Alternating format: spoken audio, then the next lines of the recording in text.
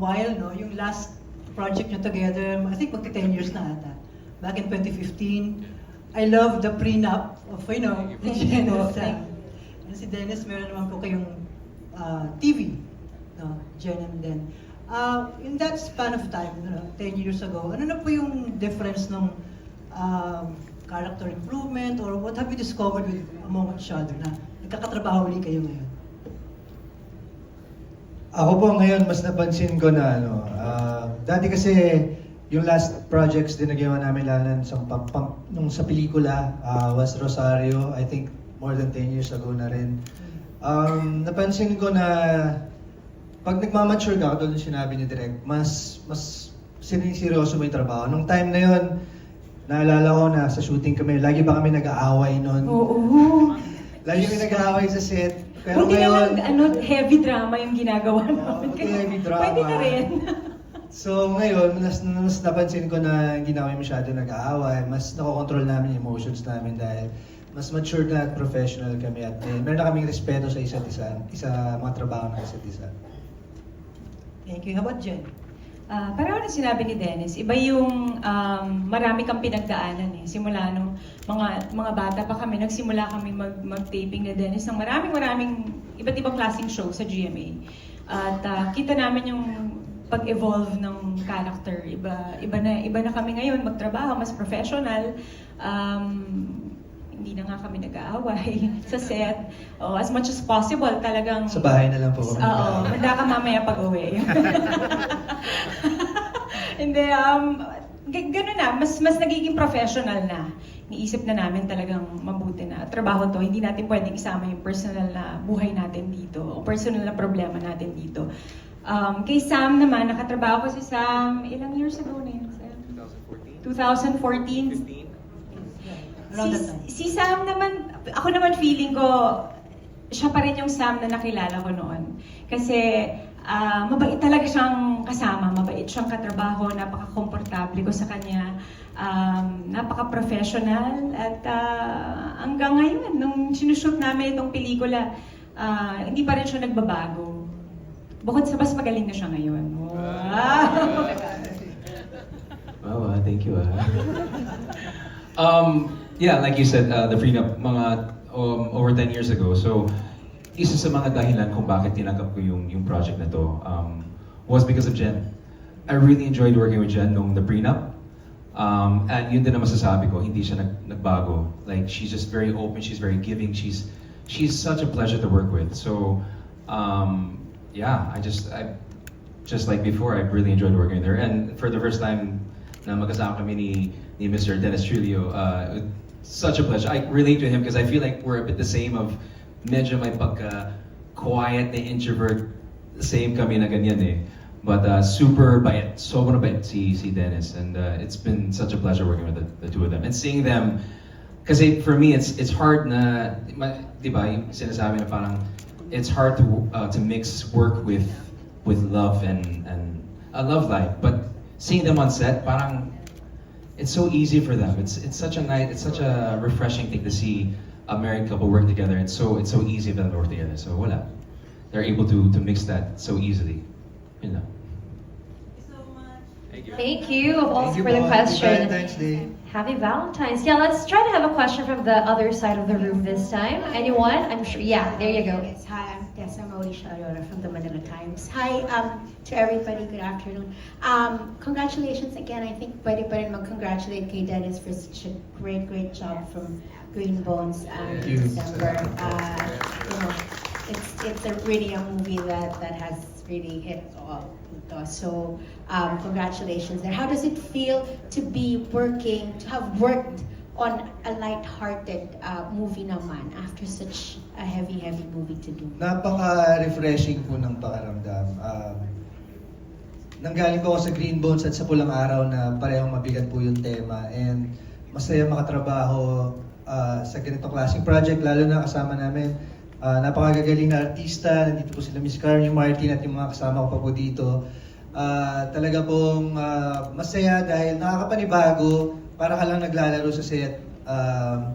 Lalo na kasama ko yung asawa ko dito, mas lalo akong naging komportable sa mga ginagawa ko.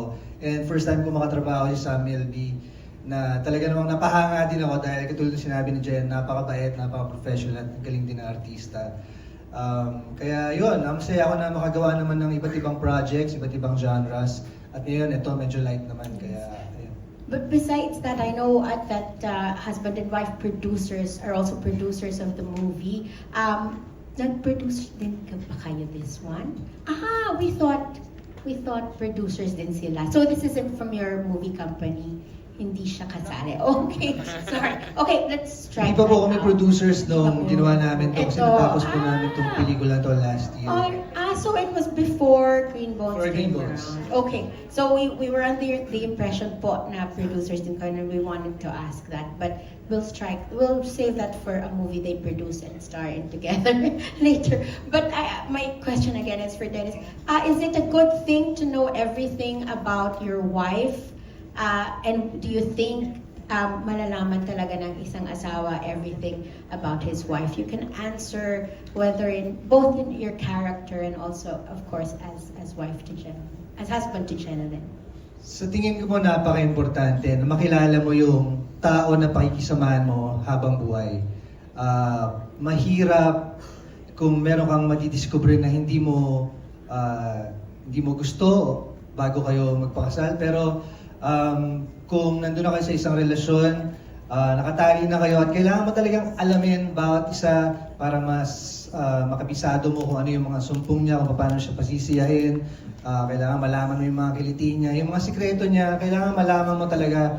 Kasi yun nga, pakikisama mo siya habang buhay. At kapag hindi mo alam yung mga yun at meron kang tinatago sa isa't isa, yun yung unang-unang pinagmumula ng problema. At kailangan natin syempre harapin lahat ng issues kung ano man yun para magsama kayo ng matiwasay at panghabang buhay.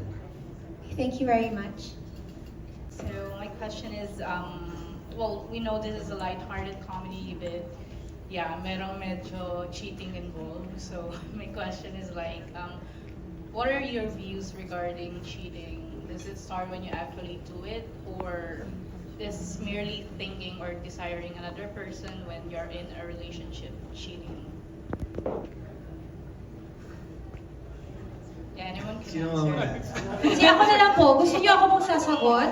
Hindi ko po gusto yung cheating po kasi kapag nagtago po siya ng text message sa akin, cheating na yun. Ha? Hindi pala ako yung star, sorry. Sorry, took the spotlight, sorry. Sige, ako muna. Para sa akin, temptation is always around. Especially with social media, you'll see pictures that'll create feelings, but do you act on them? I think is the real answer. So if you do act on them, that's cheating. If you are flirting, if you are leading someone on, that's emotional cheating. If you are giving past that in a physical manner, that's also cheating, obviously. So there are different kinds of cheating, but most people just look at it if you're giving into the physical aspect. But I think there's also that emotional cheating. If you're married, if you're in a relationship, if you're giving in and you're emotionally attached to the opposite sex and you're giving into that, that's also a way of cheating because you're giving part of yourself that you're supposed to be giving to yung kasitahan mo, the person that's supposed to be the only one in your life. Yeah. So, ayan. I hope you're happy with the answer. Pinawisan. Would you like to say a few words about that? Sige. Dagdagan mo na lang yun, no?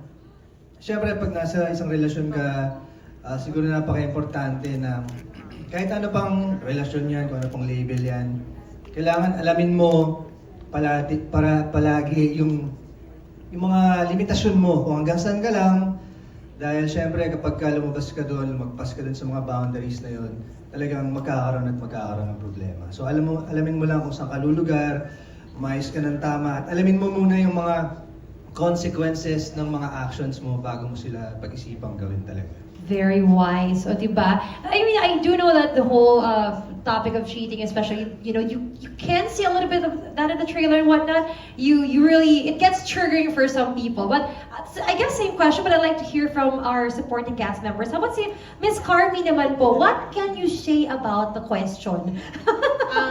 Honestly, been there, done that. Oh. Mas buhay naman. Medyo napagdaanan ko na yon and buti na lang tapos na. Pero na-experience ko na yan before about cheating. Pero syempre, hindi ko na-share sa inyo. So much tea involved. Grabe, nakakatuwa. This